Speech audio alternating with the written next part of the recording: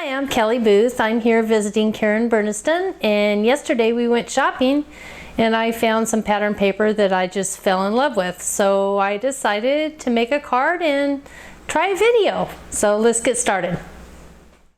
I'm using the Cup Pop Stand die by Karen Burniston for Elizabeth Craft Designs, and all you do is line up the little alignment nubs on the fold. Then you would run it through your die cutting machine. I wanted to make a pattern paper saucer, and so I took a piece of cupcake pattern paper, scored it in half, placed the pop stand die on the piece of pattern paper lining up the nubs, ran it through my die cutting machine, which then cut the tabs. I then folded that piece in half, put the semicircle die around it, ran it through my die cutting machine, so there I had a circle which became a saucer with tabs on it. I then cut that the circle in half down the center fold line. The reason I do that is so that the card will fold nicely when folded. If it had too many folds in the center of the card, it would not lie flat. I then took pieces of Elizabeth Craft Designs double-sided adhesive tape, placed it on the semicircle, removed the adhesive backing, placed that piece down aligning up with the tab and the fold, pressed it down, made sure it was stuck real good, and repeated the process for the second side.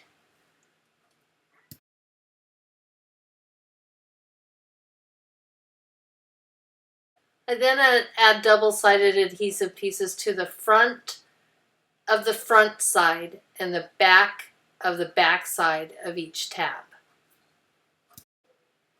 I use the die that comes with the set to cut 2 cups, one for the front side and one for the back side.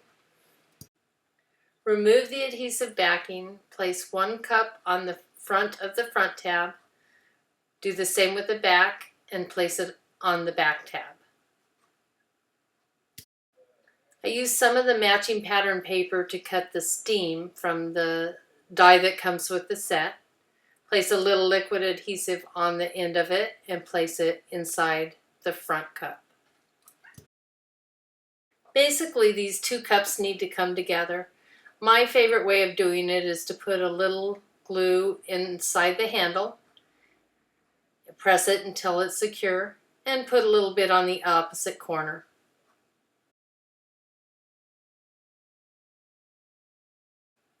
Now you have your pop-up cup. You can see that it's going to fold flat and mail nicely. And now we're going to continue decorating the rest of the inside. I decided I wanted to use the spinner from the rectangle pull card die set to animate a character. Basically, the way the spinner die works is you fold it in half, place adhesive on each of the open ends, line it up to where the cup meets the card, stick it down, close the card, which will attach the top end of the spinner. As you lift the card, you now have a platform that you can place a character on. I decided to use Baker the Beaver on my coffee card today. He's one of my very favorites. I used some of the Props 8 dies to decorate him, his chef's hat, and on the front of the card I will use a fork. The easiest way to see that he's not going to hang out of the card is to lie him flat in front of that platform. Put a little glue on the platform and maybe a little bit on him as well where you know it's going to lie down. Close the card and press it and hold for a minute, and he should be good and adhered when you open up the card. I like adding the spinner. It just adds a little more pop-up to the pop stand card and just makes it a little more fun. I like that he's kind of pops up at an angle, but the card still folds nice and flat. I had a matching piece of pattern paper that had snippets of different things on it. I thought these banners would be fun to put on the top of the card. I placed a little bit of Elizabeth Craft Designs double-sided adhesive on the top of each banner and adhered them to a piece of twine. I just decide where I want to place these. I place a couple pop dots on the back of each of the banners and place them down onto my card. I then just snip the ends of the twine.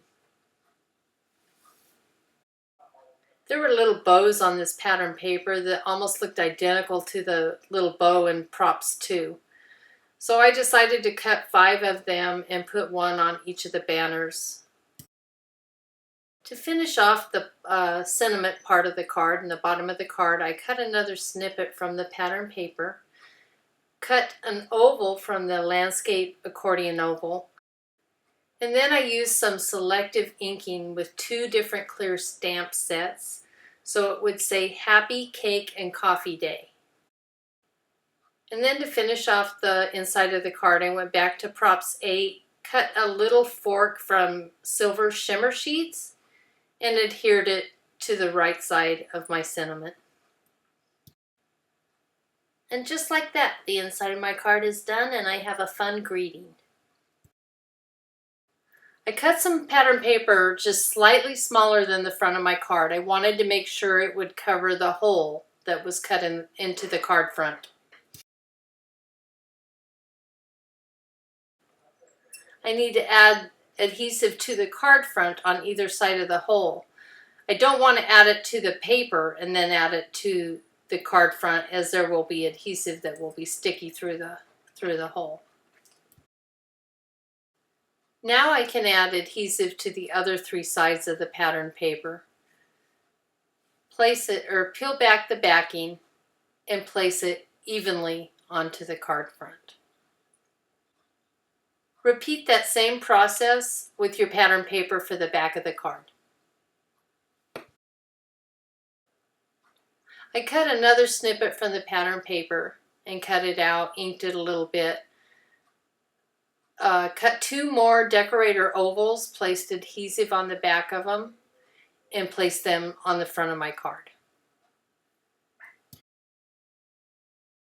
I placed adhesive on the back of my cup, removed the backing, took the pattern paper stem I had cut, placed it at the top of the cup into the adhesive, and then place it at an angle onto my oval label. I decided to place a little pop dot underneath my stem to lift it. I stamped Hello Sweetie onto a decorator oval, placed a little pop dot on the back of that, and placed it in the center of my cup. Here's the finished card. The paper I used is by Best Creation. I will have a full supply list and links on my blog, and will be linked on the bottom of this video. Thanks for watching. Until next time, this is Kelly Booth.